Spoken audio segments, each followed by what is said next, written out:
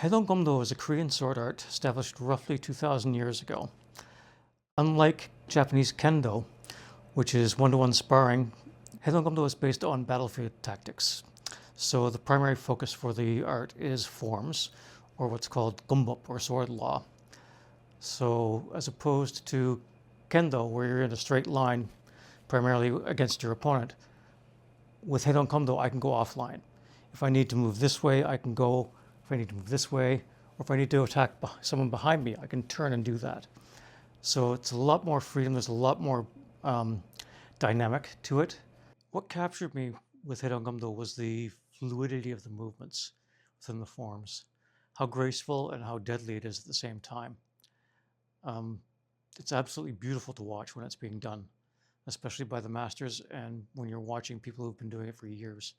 The training involves numerous steps. First, of course, you learn all the basics. So what you have, general class runs in, you get what's called Kibon Donjak, which is all the basic movements and stances. And in this point, you learn how to stand with the blade, how to move from one stance to another smoothly and easily with the blade, and then you're cutting in different directions. So the Kibon Donjak basically is your warm-up so that you can get yourself ready for the bread and butter of the art, which is the forms. Other things that are involved in training, you do paper cutting, which allows you to check how accurate your cuts are. And when the kwanjingnim, or when your master feels you are ready and responsible enough, you start doing real cutting with actual live blade, bamboo and jipdan, which is bundled straw.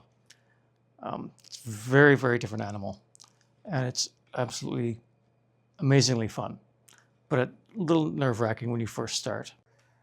What changes when you become a black belt or a master? Not much. As my master had told me the moment I got my black belt and was given to me, he said, "Congratulations, Brian, you've just graduated kindergarten." And it's basically true. You've just gotten all the basics. So all the Sangsu forms are the foundation of everything you learn next. As you get higher in the Dan ranks, each of these things that you've learned from white belt all the way up increases almost exponentially, but the mindset should never really change. You should always be viewing yourself as a student. There's always going to be someone better, and there's always room for improvement. Gumdo has been in Canada since around 1998, 99, somewhere in that vicinity.